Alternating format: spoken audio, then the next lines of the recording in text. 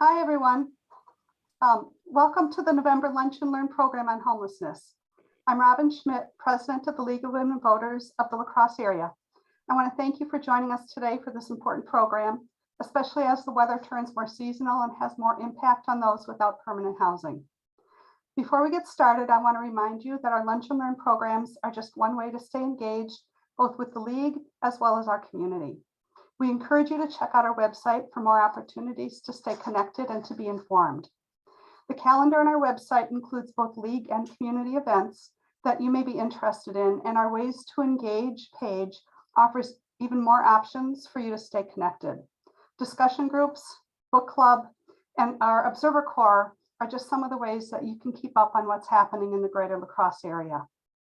Please note that we record each of our programs so you can view them on our website on the Program and Events tab after the program has completed. I want to thank Mary Nugent, our Program Committee Chair, for bringing us this program. If you have questions for the panelists, please type them into the question box located at the bottom of your screen. We'll monitor the question box, and after the panelists have completed their discussions, we're hoping to have some time for panelists to answer questions at the end of the program. The League of Women Voters, a nonpartisan political organization, encourages the informed and active participation of citizens in government, works to increase understanding of major public policy issues, and influences public policy through both education and advocacy.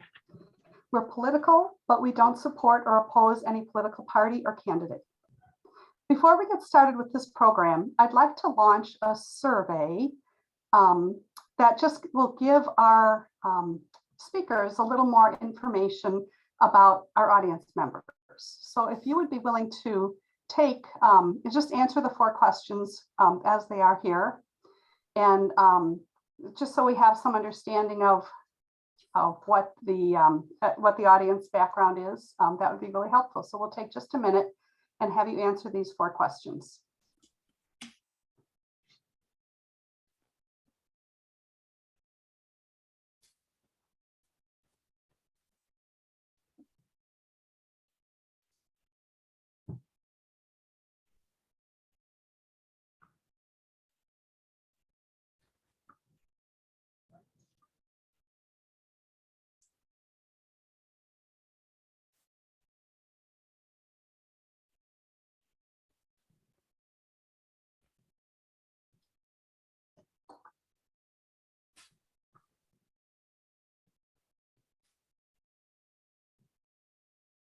All right, we'll give you just a few more minutes,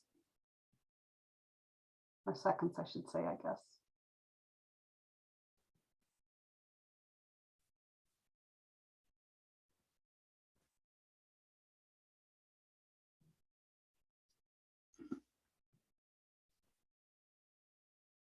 All right, I'm going to go ahead and end the poll, and I will share the results.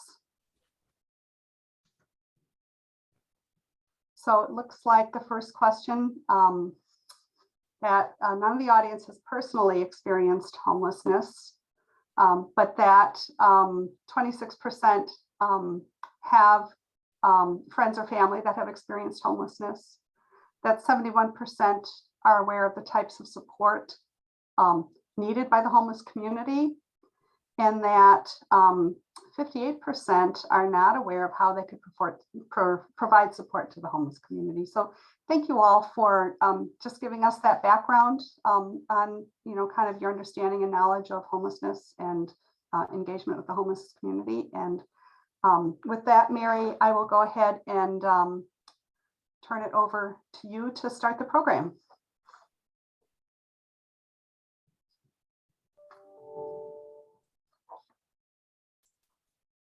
Today, we're very fortunate to have a diverse panel of experts to discuss La Crosse's homeless population and how area nonprofits, the city, and the county are working to address this situation.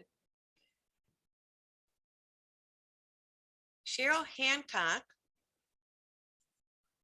has been executive director of Coulee Recovery Center for over 6 years. Prior to that, Cheryl served as the executive director of the American Red Cross. She is also the current president of the Home and School Board.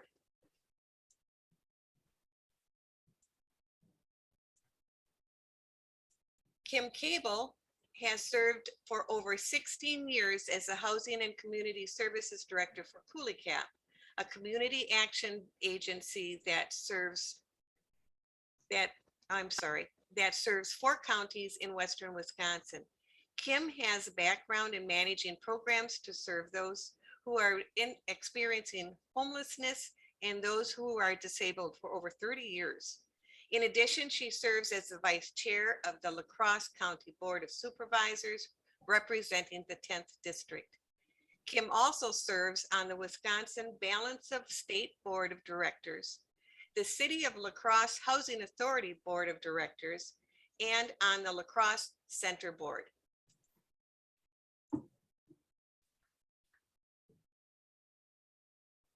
Julie McDermid, let's get you spotlighted, founder of Corona Housing Incorporated, is a former executive director of The Exchange, which is a volunteer organization that provides donated household items to families and individuals transferring or transitioning out of homelessness and poverty. Previously, Julia served as the project manager for the Coulee Collaborative to End Homelessness and as a member of the Human Rights Commission. Julia continues to work to find data-driven solutions that restores dignity and worth to homeless individuals. Our final panelist is Mitch Reynolds, the mayor of the city of La Crosse. He previously worked as an operations manager at a sustainable design and manufacturing firm and as news director of the La Crosse studios for a multi-state Midwest media company. Since being elected mayor in 2021, Mayor Reynolds has stressed the importance of addressing homelessness in La Crosse. Unfortunately, Lauren Gernot, executive director of the YWCA, was going to be here today, but cannot since she's in meetings regarding a proposed winter sheltering program. I urge you to visit the YWCA's website to read about the Y's Ruth and Ophelia House projects that help women in need. Welcome to all our panelists. We will hear from each of our panelists and then open it up to questions. Remember, write your questions in the Q&A. So Cheryl, would you like to lead us off, please? Sure, I'd be happy to. I just want to start by beginning to say thank you to the League of Women Voters for hosting this very important topic and all those who are here today to join in. Coulee Recovery Center, which formerly known as Coulee Council on Addictions, has been, it's hard to believe, but we've been in our new site for more than 3 years now. We recognize that our main mission at Coulee is not to serve the unsheltered, but to help those who are seeking long-term recovery, individuals who are seeking long-term recovery. And in doing so, the vast majority of our folks who experience especially chronic substance use found themselves either homeless or unsheltered. And it may not technically be homeless, but they find themselves oftentimes doing couch surfing or having family members come up in hotels and those sorts of things. And folks who come through our door will often share those stories with us, that the feelings that they had of anxiety and ending up on the streets was a barrier for them to get long-term recovery because of the need for a permanent address and those sorts of things, the difficulties they have. So we often work with individuals in helping support them in meeting those needs. SAMHSA, which is the Substance Abuse and Mental Health Services Administration, has identified 4 quadrants that individuals need to have in order to find long-term recovery. One of them, of course, is the treatment and both mental and physical health. One of them is having a purpose to get up every morning. The third is a sense of community, but the fourth is that home, a safe place for them to be in their recovery and their sobriety. And oftentimes we find that people that don't have that safe lodging or housing will relapse because they end up on the streets with others who are actively using. And if in that environment, it's very difficult due to some of the triggers they're experiencing to maintain that long-term sobriety. So at Coulee, what we do is we provide a drop-in center for individuals to come and hang out with others who are seeking recovery. Right now, we have shorter hours. We're slowly getting back numbers we saw pre-COVID, but we are open 4 to 8, Monday through Saturday, for individuals to come in and like I said, hang out and be with others. And Sunday 12 to 8 o'clock, so noon and 8. And we have recovery coaches on duty during that time, and they will work with people and talk with people, provide for them some resources for them to use in seeking recovery, but also the housing area. And we make many referrals and phone calls and them connect with some of the resources, the very ones that are with us today. And additional resources in the community. A big thing that we do is for folks who are struggling with opioid or stimulants, we do have a ED to recovery program where recovery coaches can maintain a relationship with individuals and provide casework and recovery planning. And so again, we recognize that one of the important components for them to have is a safe place to live and a secure place so that they're not having to have that idea that they know for the few months that they have someplace to go. And so our recovery coaches, again, will reach out to many of the resources we're going to hear from. But our biggest role in that is to support individuals and to make sure that they're connected to the right resources in finding housing that they need. That is what I have to share. So thank you for your time.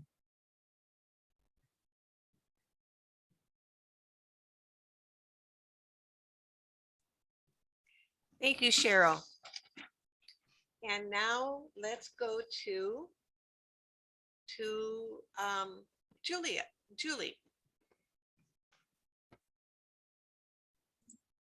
Hello. So, hi. I know I was listed at the front of this as the former executive director of the Exchange, and I'm sorry to have left that group. I think that is a fabulous project. It's often something that I think gets forgotten as we serve homeless individuals when they go into housing. There's so much more than just 4 walls and a roof that makes a home. It's also about being able to select the items to fill your home and truly make that a welcoming place. And I believe that's what the Exchange does greatly with the help of a lot of community volunteers. At the time, I was the only employee. I don't believe they've replaced me yet, but they do it almost solely on it's almost solely volunteer powered, which I think is just amazing. And I just want to put a little plug in for them. I'm going to do something really quick here. I'm going to drop a website into our chat box. It's for community, it's for the Ultra Credit Union Community Choice Award.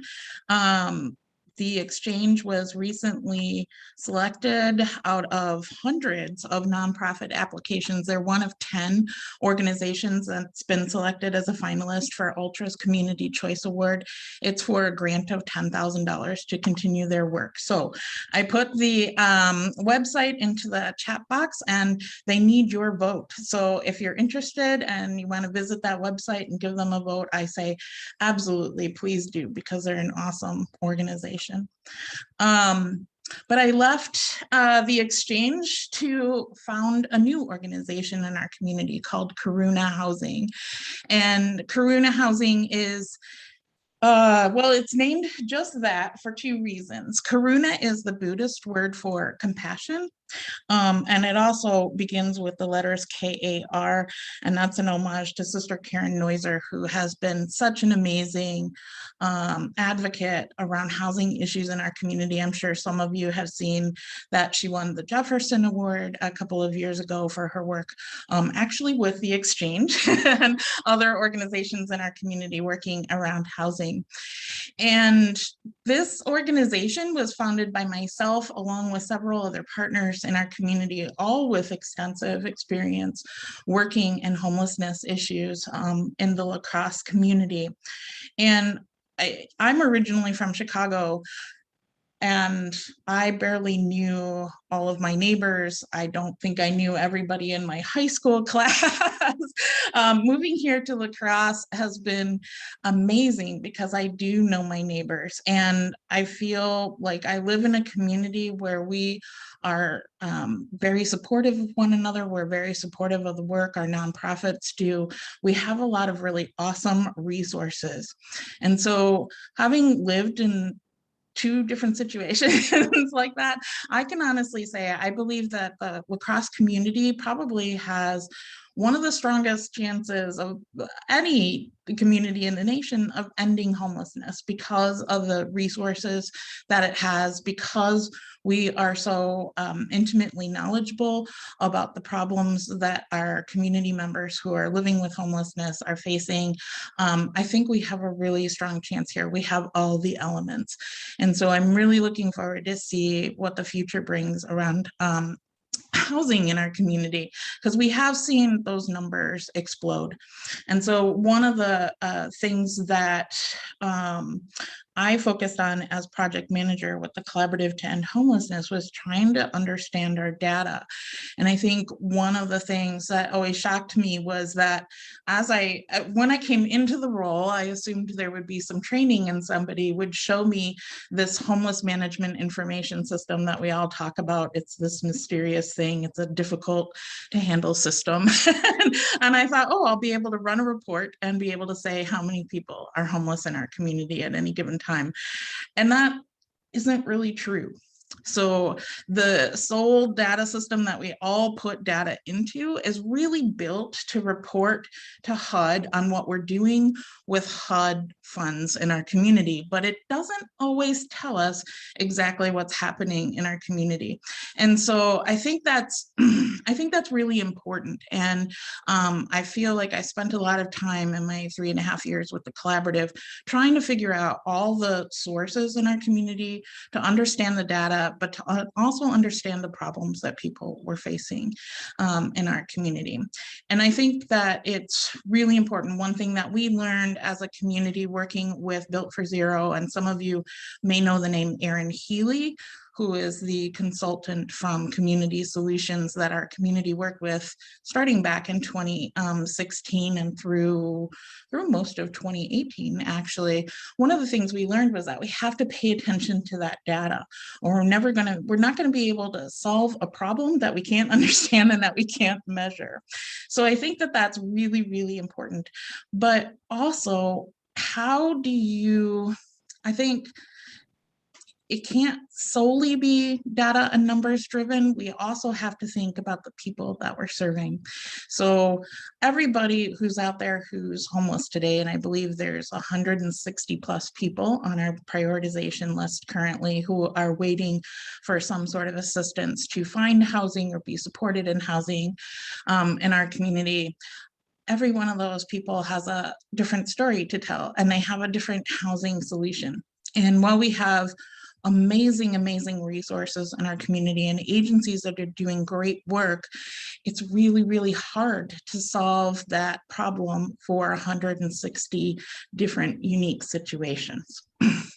And so we have some really great programs that do permanent supportive housing in our community, but my partners and I at Karuna Housing see that there are some gaps in services that we believe will make will not only provide answers for a whole bunch of people that haven't been able to find a solution to their own housing situation, but will also impact the greater system and make it more efficient.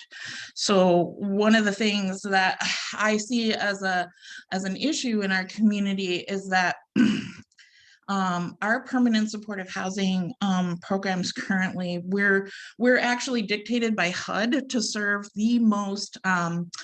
the people that HUD sees as the most vulnerable and at risk in our community.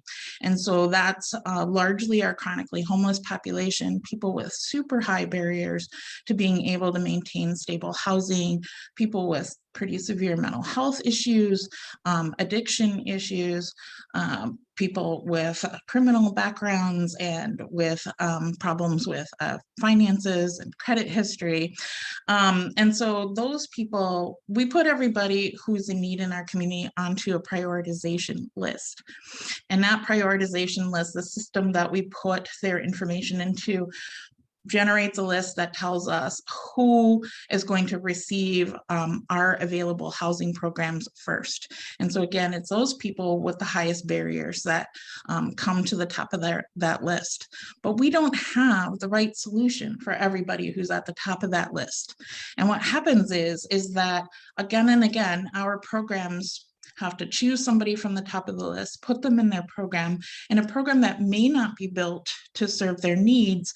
And when they're not successful in the program and they return to the streets, when we put them back on the list again, they just get plucked for the same program over and over again. And we end up sort of clogging the system. And again, our programs are really great. They're awesome. But if they're not serving that person's needs in the way that it needs to be served, we're just sort of kind of circling the drain, so to speak. So our program hopes to be able to serve that population in a different way. We are putting together a proposal and working with the city on a plan for a permanent supportive housing program where we would purchase a property and be our own landlords and provide supports 24 hours a day. Those supports would be very person-centered with a focus on peer supports. So peer recovery coaches and peer specialists, people with lived experience being able to support others who are trying to find their journey to recovery. So we believe that in doing this, we could potentially take a whole bunch of those people who are currently, I always call it clogging the system, that sounds horrible, but who are currently clogging the system and taking up lots of program opportunities and those other permanent supportive housing programs, put them in a program that will work for them, thus making those program opportunities available to other people in our community. So making other programs throughout the community that are serving people with supported housing more effective and efficient. But I think that's my interpretation and my perspective of our data. And I feel that I focus and that Karuna Housing is very focused on data-driven solutions. But again, we don't lose sight of that individual. And I think one of the wonderful things about all of our founders is that many of us identify as people with lived experience, if not with homelessness, with things like mental health issues or substance use issues. We have that background. We can understand at least a little bit what some of the people that we're trying to serve are coping with. And we think that's a really important element. And so our actual mission statement does not state that we plan to end homelessness. Our mission statement is to create and foster a strong community by providing unsheltered individuals the opportunity to cultivate resilience, elevate their own dignity, and find their own life worth living. I think for me, with my own, I identify as a person as having mental health issues.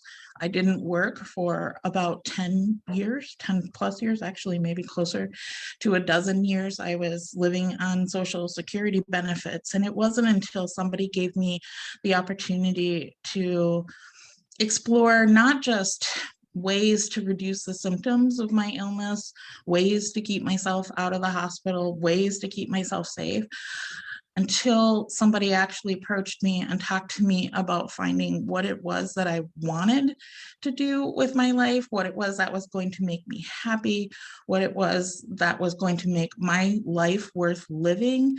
My own journey to recovery didn't begin. And so our organization is focused on being able to offer that to other individuals in our community. And I think it's an essential piece to ending homelessness in our community, because it's not just housing that people need. I think Cheryl put it really, really well before.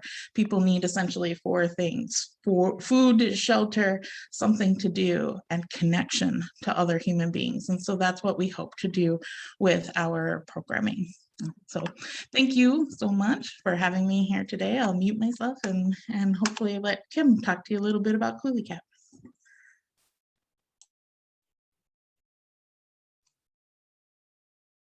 Thank you. Thank you very much. It's always good to see new programs going that address so many aspects. Now, Kim, let's get you spotlighted. And tell us what the county and what Couleecap is doing. I'm hoping people can see my PowerPoint. Okay, so Mary had asked me to talk about a couple of things, so I'll try to get through that in a really efficient manner. The first thing that I want to share with you is about Couleecap, and that we are a community action program, one of 16 in the state of Wisconsin. And so our service area is here in Western Wisconsin, and our mission is to fight poverty and promote self-sufficiency, economic development, and social justice. So all of the programs and services that we offer at the agency focus on that. This is our service area here in Western Wisconsin. And so we do have a physical presence in all 4 of these counties, and a variety of services happening in each location based on community need. And just a slide that shows that we're there for our neighbors in the community on their path to self-sufficiency, whatever types of programming and services and supports we can offer, we try to do that. We're currently operating over 20 programs in the community with an annual investment of $7.3 million, and we employ 57 employees right now. Our budget is somewhat higher this year than we'd normally see, just due to the influx of some COVID assistance types of programs. So we're normally around a $6 million budget, but like I said, we've had opportunities presented to us to serve low-income households with some COVID response. We are the largest and only provider of supportive housing at this time in the region. By that, I mean permanent supportive housing.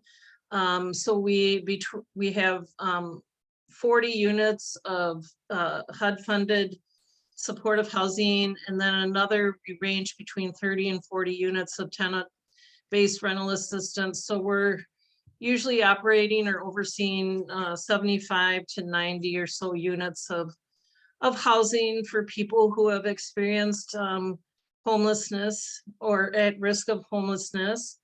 And then in 2020, we served 233 people in our service region with a variety of services related to either preventing homelessness or helping people move on up out of a homeless situation. This is a major rental assistance program that we took on when at the onset of COVID. Initially in 2020, we rolled this out kind of mid-year. It was called WRAP then instead of WERA. Now we've had several iterations of this program running in conjunction with the state of Wisconsin, energy assistance program. So we have staff on board who are taking applications, processing payments for people who are experiencing potential housing instability due to issues relating back to the start of the pandemic. So we just rolled out the second WERA 2 with the state's October 1 fiscal year. So we anticipate the rental assistance program continuing into potentially 2024, 2025. So in our first round of WERA funding, which we rolled out earlier this year in February until the end of September, we assisted 1,342 families with approximately $6.1 million in rental assistance and utility payment assistance. In this program, I mentioned that we're rolling out round 2 of this funding, and households can receive up to 18 months of assistance with these payments. So we've really done a lot of outreach with local landlords and with service agencies and press releases, et cetera, to try and get the word out about this assistance. It's really done a lot to preserve housing stability throughout the eviction moratorium and beyond. So we have really rolled out a lot of assistance, as you can see. Now, just to center on a little bit more specifically about homelessness in our region here, primarily in La Crosse. One of the things that we do twice a year is called a point-in-time street count, where several representatives from agencies and community members gather to conduct an actual point-in-time street count on the street or in locations where we know people who are without housing are staying. So we have teams of people scouring the city and surrounding locations to not only try and find people who might be experiencing homelessness, but to offer them a chance to connect with staff in order to get connected with resources and with coordinated entry system. So this happens in the winter midpoint and summer midpoint every year. So the last Wednesday, 4th Wednesday in January and the 4th Wednesday in July. We then tabulate all the data that we get from this point in time count. So we're counting not only people in shelters, but like I said, who are unsheltered at the time, and compiling that data and getting it to the state of Wisconsin, who then reports it to HUD, just to do a comparison, like snapshot of data on these point in time counts. And I think we found across the nation that homelessness has skyrocketed during COVID. So it's not a comforting thought for sure, but we're not the only community that's had a spike in our unsheltered count during this time. So we try to focus on where we know people are.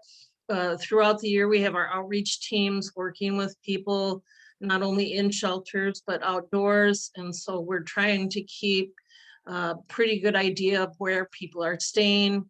And of course, this year, with the mayor allowing folks to stay at Huska, we did have a high concentration of people there. But this is the data that we had from July of 2021. 50 people were sheltered at the Salvation Army, 11 people at New Horizons, and we had about between 90 and 100. We physically located 90. We feel like there's more than that who are outside, unfortunately. Really unprecedented numbers there that we've seen, probably double of what happened last year at this time. And then kind of a result of, you know, it's a perfect storm. So shelters have had to limit their capacity due to CDC guidelines. I think people who were maybe staying with friends or family, couldn't do that anymore because of COVID. You know, jobs were lost, etc. So I think there's several factors that have contributed to our spike in numbers here locally. Like I mentioned, that we do have, when staff are going out during the point in time, we have what's called a no wrong door coordinated entry system. So when staff are engaging in this point in time count, they're carrying clipboards to gather not only demographic data about the people that we are encountering, but also to offer them the opportunity to refer to the coordinated entry system, which is really the front door to all housing or homeless resources in the community, everything from shelter to permanent supportive housing, rapid rehousing, etc. This is a list of no wrong door agencies that participate in coordinated entry here in La Crosse. And so we have tried really hard to do outreach to other agencies and trying to encourage people to join our efforts in this process. So literally anybody can go to any of these agencies and get the same exact referral service to the coordinated entry system, which Julie referred to earlier. Out of that system, we get a prioritization list of people who are prioritized based on needs for the various areas of housing in our community. Right now, the people that are coordinated are in the coordinated entry system as of yesterday. We have 16 families with children who are waiting for housing, and we have 139 individuals who are waiting for housing. Now, this doesn't mean that we've gotten to every single person in the community who needs housing, but we've certainly made concerted efforts at doing, you know, group enrollments and referrals. We've sent teams of people down to the parks and other locations in the city to do coordinated entry. And then we have to keep following up on people who are in the system. So I know that we don't have every single person who needs housing on that list, but I think we're doing a fairly good job of it locally. Of those individuals who are on the prioritization list waiting for housing, 30 people have are in the category of chronically homeless. So this category means that these individuals have experienced long-term homelessness and also experiencing a disabling condition or a substance use disorder, sometimes co-occurring disorders with mental health and substance use. But yes, that is the definition.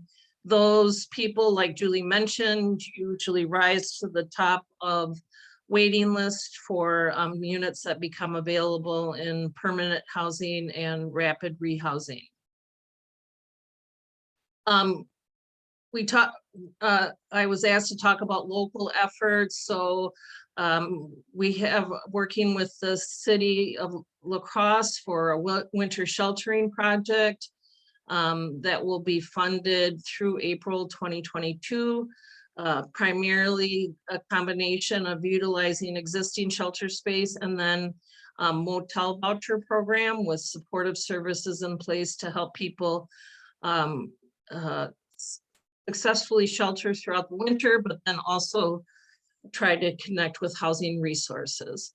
At La Crosse County, I'm serving on the county ARPA housing task force. So the county, like the city, received ARPA funds. And we are in the process of trying to do some planning efforts for those funds to develop some possible housing alternatives for people who are experiencing homelessness, families and singles. Recently, a collaborative effort was made to roll out the Reach Center. So this is a resource center that's providing local one-stop access to people who are needing to get connected to housing or other services. So we have staff from a variety of agencies who are working out of this location. And so somebody coming into this center can actually have access to several agencies and several services just by stopping in one place. We rolled out recently with some ESG coronavirus funds, so emergency shelter grant funds, youth shelter that's funded with those special funds and with runaway and homeless youth funds. So that's in the process of rolling out. And then the community is involved in a planning grant through HUD for the development of youth transitional housing to serve homeless youth between the ages of 18 and 24. So we do have some new initiatives coming into there, either have arrived or in the process of development. And that's it for me, I guess. And that's a lot. Thank you so much. All right. Our last panelist is Mayor Mitch Reynolds. And let's see what the city is going to do. Okay. Well, thanks, Mary, and thanks to the League of Women Voters for highlighting this incredibly important issue. Mary, I love that you referred to me as an expert along with the other distinguished panel members. I'm not really an expert at anything.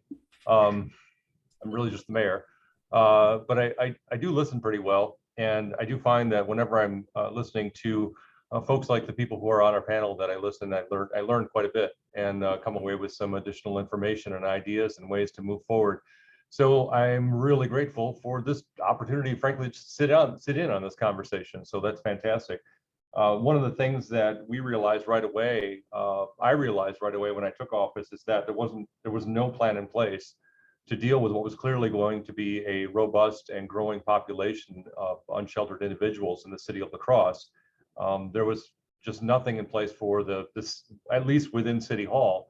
And certainly we have service agencies that were working on this and have been working on this for years and years and years, as long as I've been here. And I wanted to make sure that we were really putting ourselves forward and really owning the fact that the city government needed to really have some really get in the battle, I guess, and have make sure that we had some skin in the game and that we were among those that were searching for solutions. So one of the first conversations I had with my Parks Director, Jay Odegaard, was when he came into my office and he said, "Look, I got an idea." And what he wanted to do was to make sure that we had a safe and stable place where our unsheltered population could stay without being constantly harassed or criminalized simply for just being outside. And that's often what has occurred. And sometimes, sometimes enforcement has been more significant, more strenuous than other times, but with the numbers that we were seeing, it seemed clear that we needed a safe place, stable place to go. And so initially we were looking around at some other opportunities near the downtown in La Crosse. And then when everything fell through, we decided Housca Park would be, would fill the need. There's water there, there's electricity there. There are, shelters there, there's room for tents, all the types of things that we thought we could utilize. So that's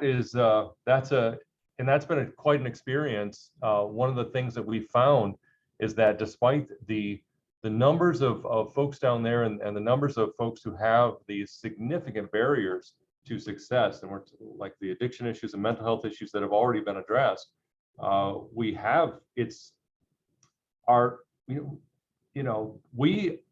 honestly expected that we would see a tremendous number of police calls in the park, and we really haven't. And it's been significantly less than one might expect.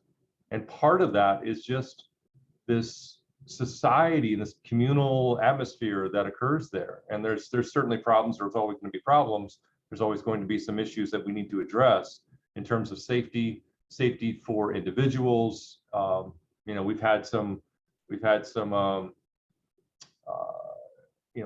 assaults. We've had some, you know, there was a death down there early on in May. But overall, it's been, I would say, relatively peaceful, but there has been an appreciation for the ability to just stay in one place and not have to pick up all your stuff and go find someplace else the next night to stay. So what we also identified early on is that we didn't really have a handle on how we were going to move past that. We developed a strategy to get into the park, but didn't have an exit strategy. And we started to try to find ways to do that. And it's just been, I call it's an evolving situation, and largely because we don't have the personnel here, although we really, this is a La Crosse city issue that I felt the city government needed to be at the forefront of solving. We didn't have the personnel here to really have the expertise to do that. And so as we brought on a new community development administrator who began having conversations along with our parks director with some of the service agencies and trying to come up with a longer term solution, I started having communication with La Crosse County administrators, trying to come up with some long-term plans. And we feel like, although we don't have a definitive this step, you know, step 1, step 2, step 3, that type of thing, we do know that we did know that we were not going to be able to get out of the responsibility of finding some emergency winter shelter. So that's what our plan is for this winter. Obviously, the city council is weighing in on Thursday on whether to spend some federal stimulus dollars on renting space and then paying for the wraparound services that are required for these individuals. At this point, we're looking at about 60 individuals that we've identified that are, you know, that will, I think, that's my understanding. I have other people really keeping track of those numbers, but after that, you know, we really had to think about what do we do next, because May is going to come really quickly. So what do we do after that? And, you know, the city of La Crosse does not specialize in human services. That's not what we do. We do community development, we do planning, we do other things. We do engineering. We don't do human services. That's not our thing. But I wanted to make sure that we had some direction that the city was at the forefront of helping to coordinate. And so what we have, we're in the process of hiring still. This has been going on for a while, but in the process of hiring a homeless services coordinator in the city of La Crosse, and that person will work full time on coordination of all the services that some of which have been talked about in this on this panel, to work towards permanent solutions. And I, like Julie, believe that there are lasting solutions to homelessness in our community. Part of that is how many resources that we have. Part of that is just this community's willingness to really want to come to some solution. So I'm really appreciative of that. And but we're also looking at long-term, that transitional housing. What does that look like? How can we contribute to that as the city? And I'm working with the La Crosse County on doing some planning on that. And then also, we've had some people here have done some work on researching the Chelsea Hub model of making these upstream interactions so that we can help to alleviate some of the downstream negative outcomes, part of which are living in a park, frankly. So that we're working on how we're going to incorporate all of our great service agencies, as well as the county and our medical systems. How are we going to get everybody together to be a part of what we're tentatively calling the situation table right now? And our goal is to essentially get folks together and really identify individuals on a very individual basis, and then begin to solve some issues, individual issues of people, again, upstream of where we have negative outcomes. And there is a great deal of passion among some in our community for doing things in that kind of way, because I think we can, the Reach Center is a wonderful example of this collaborative approach, like groups cooperating to provide services. And as Kim was talking about, this one-stop shop where individuals go into this facility and they don't have to know where they're going. All these organizations will come to them, and that's one of the wonderful things about it. But we can use that as a model for additional collaboration in our community, and that's part of what we're looking at doing, coordinating again all these organizations and our medical systems, and even our educational institutions, and trying to do maybe a weekly interaction with individuals to try to help upstream. And I think that we can provide complementary services to really solve some problems. And so that's what we're planning. And then the key to not all of it, a significant piece of what we can do as the city of La Crosse is help provide new housing. And that's the most important thing that we're going to do, because we have just a chronic lack of housing, not just quality housing, but any housing. The demand on this housing market is so extraordinary. And it's easy to blame the college students, and I will, to some extent. I mean, they put a huge amount of pressure on our housing market. They really do. But, it's also been just a lack of investment in the La Crosse housing market. And one of the ways that we're planning on, hopefully, that what the city council will approve us utilizing some of these federal stimulus ARPA dollars is finding ways to support affordable housing. I want all housing. I want affordable housing, market rate housing. I want 50% AMIs, 80% AMI. I want it all, because if we can, this is the market solution, frankly. If we can increase the supply of housing in our area, you take the pressure off the demand, and you get rental amounts that are more in line with what demand is, and with a higher level of supply. And I think we can get there. It's going to take a lot of effort, and we do have some nice developments that are just beginning right now. So I'm very excited about that, and that's again probably the most important thing that the city of La Crosse is going to contribute to this, is simply just getting behind the work of developers and creating housing opportunities here in the city of La Crosse.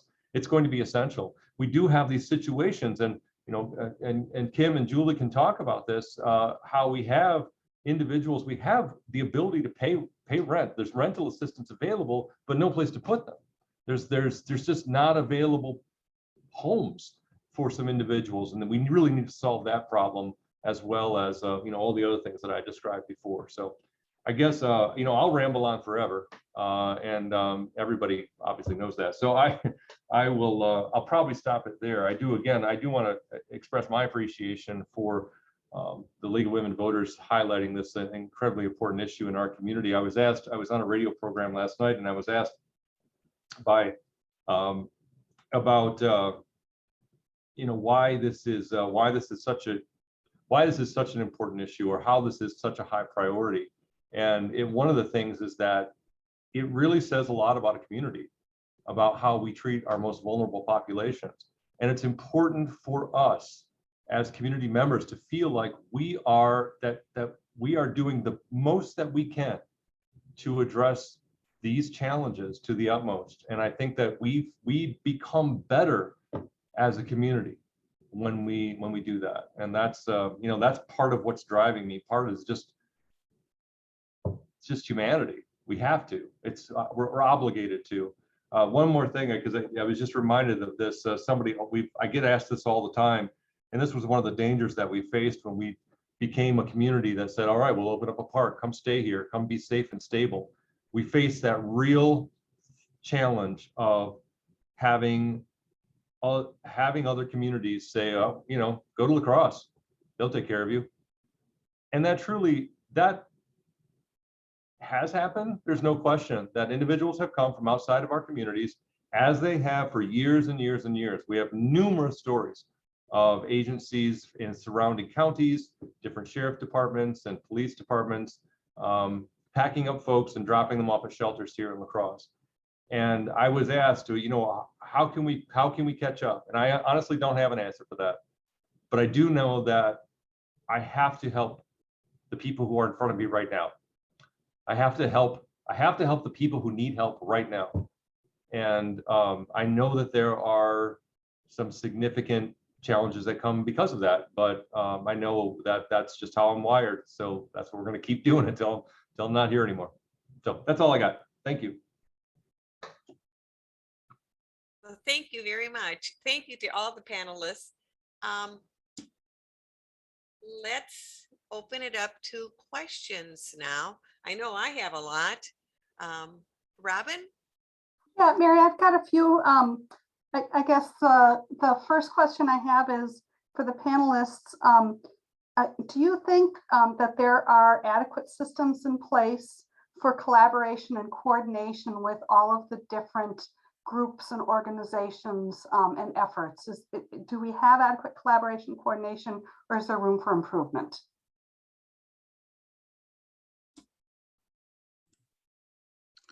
This is Julie, if it's okay, I'll take a stab at this just because as the former project manager for the Collaborative on Homelessness, I actually used to meet with the heads of Lindsay Pearl, who's the head of the Great Rivers United Way, and Al Bliss, who heads up Alliance to Heal, and Bethany Tier from Better Together. We used to call it the collaborative of the collaboratives. And I think that that's a really wonderful thing in our community, is that there is such a great spirit of collaboration. But I do think that it is important. I left my position for personal reasons. I do think it is important around the issue of homelessness that we do identify a new coordinator for those services. And so that's why I'm very supportive of Mayor Reynolds and the city of La Crosse hiring a homeless coordinator. I think that was one thing that I learned in my time with the collaborative. The collaborative was never its own nonprofit entity. We kind of didn't intend it to be, because it would just become a new nonprofit that would eat up administrative infrastructure resources.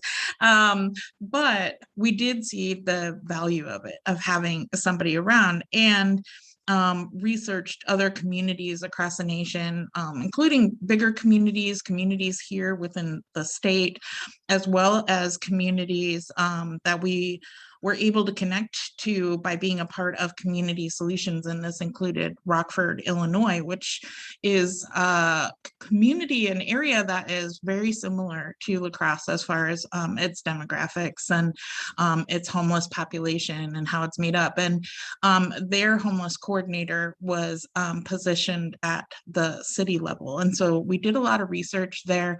And that's where, as I began to transition out of my job, we started to talk about potentially having this position. My position also originally was only meant to be around for 3 years. And I think we saw the value of it. And how do we get it to be a permanent part of our local government and a permanent part of our community, so that we can continue, addressing homelessness issues as they occur. I think a lot of people ask me all the time, is it really realistic to think that you'll end homelessness, that you'll never have another homeless person again in our community? And I think that the answer to that is that we don't ever actually talk about never seeing another homeless person. We talk about functional zero, meaning that as things happen in people's lives, because life doesn't happen in a vacuum, things are happening to people all the time, disasters. It's just about making sure that when it happens, it's as brief and non-recurring and as rare as it ever will be. So how can we get people back out to housing within 30 days. And so that means having somebody there to make sure that those systems are in place, that all of our organizations across the community are working together to make sure that as we get closer and closer to functional zero, that we can maintain it in our community. So I'm really happy with the city's decision to take on hiring a homeless coordinator, and I can't wait to see who that is. So. I have a follow-up question on that. Okay, Julie, you were once the project manager for the Coulee Collaborative to End Homelessness. Okay, so, and looking at the list of all the organizations that are part of that, how is that collaboration different than what the city is looking at? And Mayor Reynolds, maybe you want to address this too. Ideally, it's not really looking different. It's just building upon it. So Okay. I tell people all the time that, like, of all the different projects that I worked on in 3.5 years, one of the things I'm most proud of for us as a collaborative is I started working for Independent Living Resources in 2015, and our homeless coalition meetings were actually taking place once a month there in the Independent Living Resources conference room. And once upon a time, it was like maybe 10 or 12 of us. And usually it was like a handful of people from 3 or 4 agencies. It wasn't really a representation of the entire community. And over those years, through working with Erin Healy, doing the Veteran Sprint, working to reduce chronic homelessness, working on a family sprint, we were able to bring more and more partners to the table. We had at one point 27 different agencies that had a signed MOU, so separate entities that had a signed MOU who were voting members of our collaborative. And that just needs to keep growing.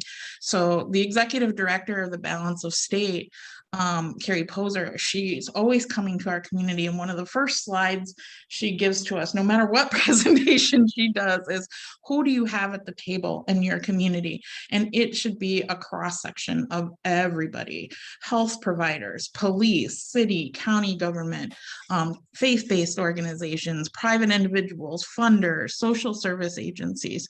It literally takes a village. I know that sounds trite and cliche, but that's what it is. So hopefully this homeless coordinator will just continue to build on that and bring more and more people to the table. Thank you. Yeah, Robin? I want to sorry. just add to that, Mary, because you did ask if there was some input that I had on that. I really don't. There is, my expectation is that that's exactly what the homeless coordinator, our homeless services coordinator, will be doing, is just coordinating basically all the services that there are available, no matter who it is, no matter what they can bring to the table, and just make sure that we have that person working on that every single day. And that's, I think it's mostly, I think it's mostly intention, making sure that that person is not affiliated, and directing traffic, if you will, from the city's perspective. I think that's to me the most important part about it. Did anybody else, any other panelists want to contribute, or should we go to the next question? I guess I'd just like to say that I think there's an awful lot of collaboration going on, and certainly the city and the county have both stepped up into those roles as well, which hasn't always happened. And so, I mean, it's really good because we do need the support of our local leadership in helping us create new solutions, coordinate services, etc. But within agencies locally too, as I mentioned, like with the Reach Center, there's several agencies working together to make that happen, and many more getting invited into that process. And so we need more collaboration. I think that's always the case. And I think that we're open to that. So, but a fair amount is going on already, and that needs to be recognized because nobody can do this work alone. So none of us have the capacity as individual agencies on our own to solve the issue. And so we really do have to work together if we're going to come to some effective solutions. Thanks. And kind of a follow-up to that, we had one of our audience members wrote in and asked whether or not we were aware of, and I believe it's perhaps at the state, in the state legislature, some discussion about passing legislation that would prevent homeless from living on city property, for example, at parks and open spaces. And I was wondering, especially maybe this is more directed to Mayor Reynolds, if you've been tracking this, or if how this might impact, because you're not going to resolve this whole issue in 1 year before next summer, but how would legislation like this tie your hands in terms of trying to address things that you feel already are successful in terms of having that safer area for homeless people to stay during warmer weather? Thanks for that question, Robin. I was rifling around my desk trying to find that legislation, because I actually have printed it out so that it's right in front of me, so I can be constantly reminded of how ridiculous it is. So that's the type of thing that is, that's the state legislature wanting to tie the hands of local government, as they're inclined to do on a regular and constant basis. It is absolutely asinine to criminalize homelessness in that kind of way. And really what it does is sets up if I remember correctly, sets up the DOA as the agency to determine where you can have these special campgrounds where you can stick your homeless population. It is so disheartening. It frustrates me to no end that this is what they're working on.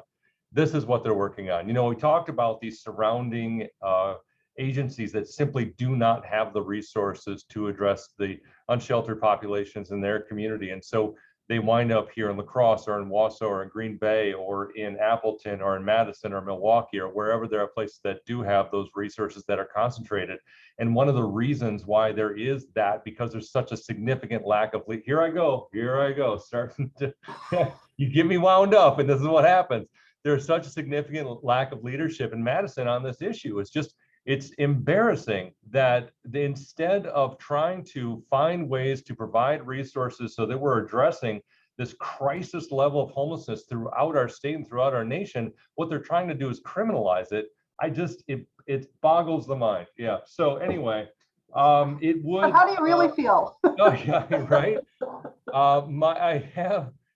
Should this pass, which I don't know, it might. It's hard to say. It probably will, based on what we've learned about the legislature recently. My hope currently is that our governor would at least veto it so that we wouldn't see this type of thing. But it's going to keep coming back over and over again, and it would severely curtail what we're able to do, I think. But I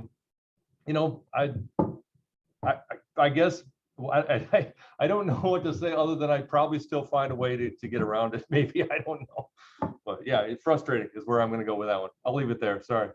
All right. No, thank you. I don't know that the general public is really that aware that that's the kind of discussion that's happening in the legislature. So it's good to have that be part of the conversation here, so that we have that understanding that there are outside forces as well that may impact some of the work that people are trying to do here. Mary, I know that you said you had some questions too. I have a few more, but would you like to ask one that you've been holding on to? Well, these are just ones that I came up with as I was listening that I wanted to find more information about. Since we're talking about the legislature and other things, and where is that funding for all of these programs coming from? I'd heard that there was COVID funds. I also saw something about the legislature not using the funds for homelessness, but I could be totally wrong. So where is all of this funding coming from? I don't know where all the funding is coming from. I don't think it actually has been sorted out yet, but the bill you're referring to is Assembly Bill 604. It did unfortunately narrowly pass in the Assembly. And I think the author of that bill is like from Racine or Kenosha or something. And I think they're trying to soften the blow by saying, well, there'd be $300,000 put in there for housing navigators. And while that's a great thing, it certainly isn't enough to serve the statewide need. You're not going to get housing navigators to serve the entire state, or even in areas of higher density for $300,000. I mean, it's almost like a slap in the face. And we have been working locally and across our state for a long time to decriminalize homelessness. And by that, I mean, you know, when we talk with our city police departments and the resource officers, and, you know, working with them to offer options to people rather than citations that are never going to get paid.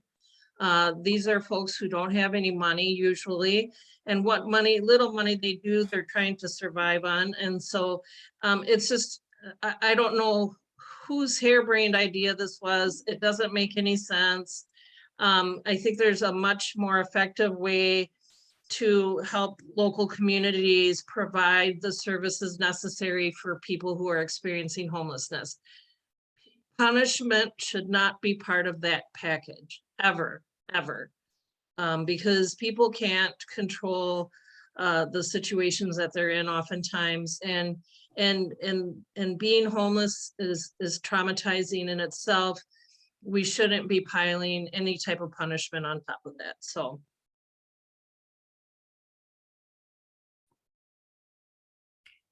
Julie, did you have something to add to that? Yeah, I just I love Kim's description, harebrained. I think we get I think just as a society, generally speaking, we get very caught up in the moment. Like right now, homelessness has a spotlight in our community. It has for a couple of years, but more so than ever, I think, because we have so many people in Huska Park, and we've seen our own state legislature as well as other communities across the nation be very reactionary towards that. And I think the whole history of homelessness, I mean, you could say is just basically one big reaction to a whole bunch of human problems. A lot of people would point back to when we, what was it, the 60s or 70s, when we started releasing people from mental institutions essentially out onto the street. We didn't pour the money and resources necessary into being able to support people living on their own out in the community, even though we knew that it was a much better result for the individual and it was much less expensive than what we were doing in institutions. And then we saw homelessness increase, and we saw this huge, people want to do good things. And I saw in the comments that somebody was talking about, you know, volunteering at the warming center, which is just amazing. And we do really good at that as a community as we pour money into emergency services. But that's where I feel like we just need to continue looking at the data.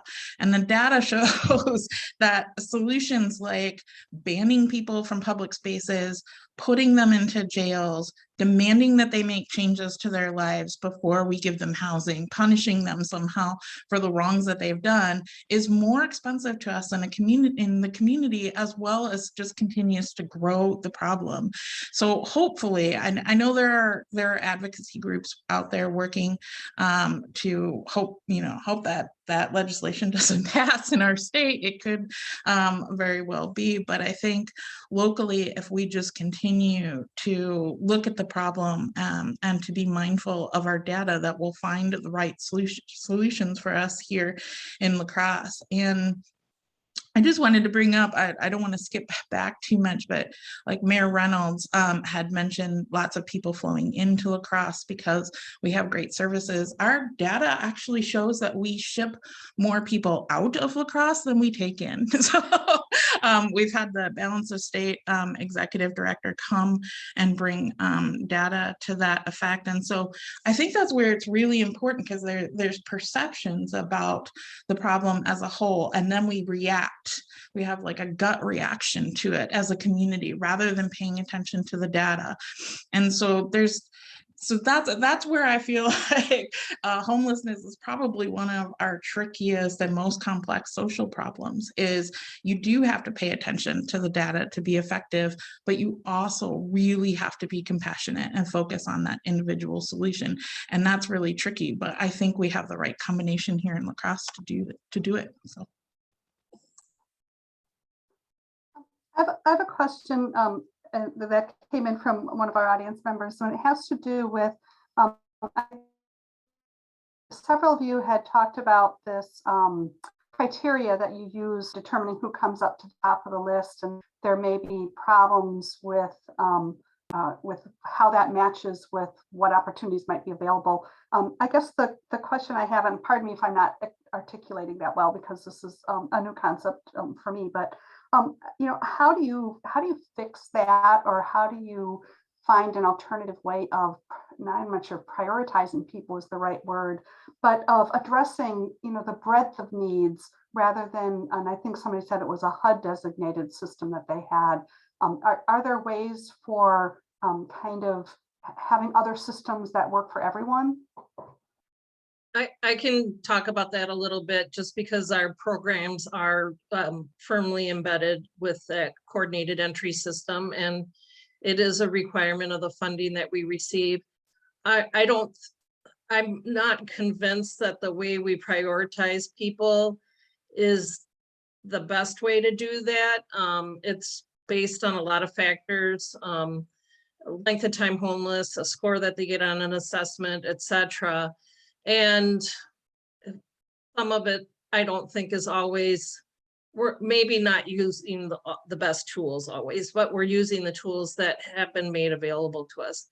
I think you know, when we take, for example, Couleecap has permanent supportive housing that provides individual rental units to people who are chronically homeless. And so we operate on a housing choice strategy for providing those services. So the services are largely consumer driven, limited somewhat by what we can pay in rent and units passing inspection, and actually what landlords will actually rent to us sometimes is a deciding factor. But from there, individual service plans are created for people. I think the idea of clogging the system is that because we offer permanent supportive housing, and people can stay as long as they want to, and they're following, you know, some very minor program rules, I'll say. We meet people where they're at and try to provide the services necessary to keep them stably housed. The problem that happens is that even when people are ready to move on from that very supportive model into a more independent situation, there aren't enough avenues out of that program for people who still need affordable housing. So they're still going to need rent controlled units that are based on their income. You know, we hope to connect them while they're with us with other case management and supportive services in the community. But it's not a requirement, so people don't always do that. But we want to make sure that people are really stabilized and have had that opportunity to develop a safety net underneath them. So because, you know, life happens and, you know, sometimes things fall apart again. But I think some of our biggest issues is that we don't have enough housing stock. This was touched on earlier, that's affordable, that offers a way out of programs. We also don't have a very diverse, I will say, portfolio of housing programs that are available in the community.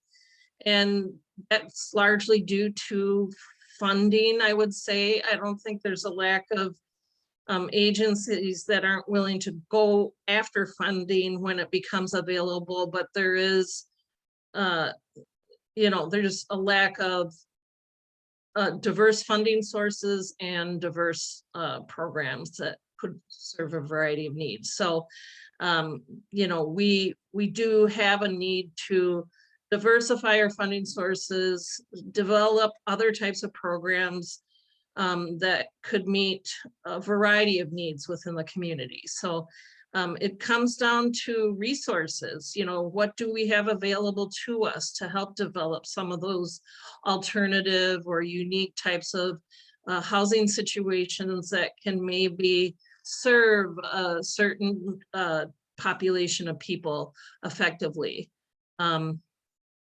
It's like anything else, no money, no mission, you know, and so that's really, I think if we had an unlimited pot of money, like for example, the amount of funding that's used to pay for commercials in the Super Bowl. I say this every year. Give me, you know, 5 minutes worth of funding for commercials on the Super Bowl, and I'm willing to lay bet that we could house everybody who needed it. So. Thank you. Anybody else want to add to that? I did have another question that kind of relates to that. I just wanted to add to that. I think Kim hit the nail on the head that we need to diversify our housing programs and the funding resources that we receive in order to be able to serve people. I do believe that CLOG is more than just people going into programs and then not having any place to graduate onto. I think it's also about programs about people not being served well in a program, and not because the program itself isn't good, but because it's not built to serve that individual. And we have a unique individual in our community who I know of, and I know of this person because this person has been homeless pretty much since the day that I started working on homelessness issues in our community, who has been through like 3 different programs. I think possibly this person is in their 4th program and is potentially losing their housing again. And it's not because the program isn't good, it's just not the right program for this individual. So I think it is about diversifying those, you know, those program opportunities. But I think to get back to your question about the way that we prioritize, HUD gives us coordinated entry in the prioritization list. It doesn't necessarily give us the tools that we use to assess people. Those are decided by our community by consensus across the state. We use the same tools that every other community in the state of Wisconsin does. We could argue all day about those tools because I think any tool trying to measure somebody's barriers and risks and vulnerabilities is going to have flaws. You're just not going to be able to assess every single individual using the same set of tools, but we have to start somewhere. And so what I would suggest to the community is we do have a prioritization list. It is built on certain standard pieces. So looking at length of time homeless, looking at the way people have answered questions on that vulnerability questionnaire. It's a start. And I think HUD directs us with their funding to go to the top of the list, but that's not what we should do as a community. We need to take that data because that's really important data. It is a set of data that tells us in our community how old a person is, how long they have been homeless, again, their score on that vulnerability index, whether or not they're currently fleeing domestic violence, whether or not they have a disability, whether or not they're a veteran, whether or not they are a person who is considered a youth, an unaccompanied youth, or on their own. There's lots of things that data tells us. And there's nothing stopping our community from looking at that data and figuring out those individual solutions and seeking out other funding sources to address those. There's no reason why our community has to be dictated now. Yes, Couleecap receives predominantly HUD funds for their programs, for their permanent supportive housing program. They're always going to have to choose those people at the top of the list. But using other funding sources, we can look at other sections of the list. We can end homelessness for other people on that list rather than just waiting until they get to the top of the list. And who knows how long they've been on the list and how many more traumas they're experiencing while they're living down in Hoosca Park, while they're trying to meet their basic needs day to day, and their problem is getting worse and worse. So there's a lot of data there, and I think we're just really beginning to unpack that. I think that's something that the balance of state is really beginning to just unpack. Over the last year, Carrie Poser has been here and done a number of data presentations in which she has tried to present that to our community, and tried to talk about what she calls right sizing. So do we have the programs that address the needs for those 160 plus individual households on our list based on what we know about them? It's not going to be perfect, but it gets us a lot closer than what we have been. So I try not to throw the baby out with the bathwater. There's a lot of work that goes into gathering those assessments. And I think it tells us a lot. Like I said, it won't be perfect, but it does give us a lot to work with as a community, and we need to be looking at it as a whole. Thank you very much. We have many more questions, but we are coming upon close to 1 o'clock, and we promised folks, especially our panelists, that we would be done at 1. So I think I would just leave you with a couple of thoughts on what folks are wondering about. I think they're wondering whether or not we have adequate funding for all of the needs that are out there and all the services that are out there. There's questions about, what are really the obstacles to affordable housing? What can we do to remove those obstacles? And kind of what our future visions are for what things would be. And so I guess I leave those as things that perhaps will come back and readdress this whole issue and continue to help move it forward in the future. I guess I really want to give each of the panelists really a personal thank you for not only taking your time to be here today and helping share with us and help us understand more the breadth of the homeless community. I think that you also are personally committed to this, and we're very grateful to have people like you in our community. So really a great appreciation for all of your efforts and your commitment to helping the homeless community.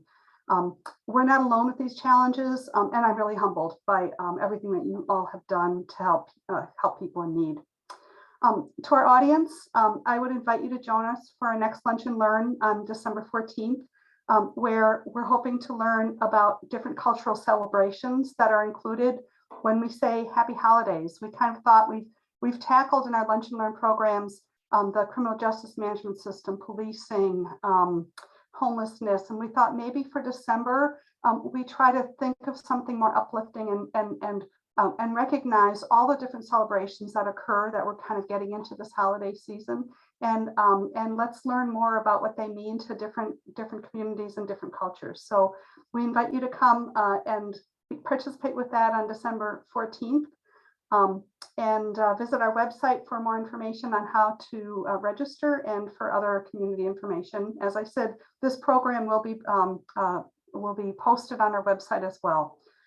So I think this concludes our Lunch and Learn program. Thank you, Mary, again for a great job in pulling this together and for hosting. And we hope you all stay healthy and be safe. Thanks so much. Thank you for having us. This is a great conversation.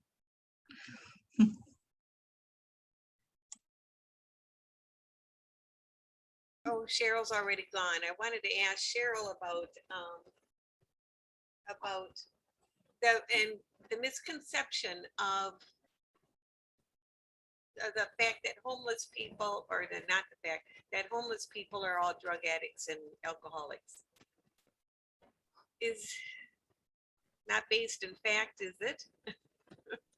We'll add that to our next list of items, Mary. I know. Well, thank you so much, Julie. You added so much to the conversation. And I'm sorry, I get a little overzealous and then I talk too much. Next time you have me, you need to put like a little timer on me and then cut me off. No, I don't like doing that when I'm listening to somebody who knows what they're talking about. And you do. And so I appreciate very much your time. And Thanks it for was a having me. great conversation. I think it really was. It really was. I've participated in a number of these types of forums, and this was really good. This was a really good Oh, one. good. Sometimes we get stuck on the very basics, but this was really great. So Well, thank you so much. thank you. Thanks, Robin. Yep, take care, everybody. Okay, bye.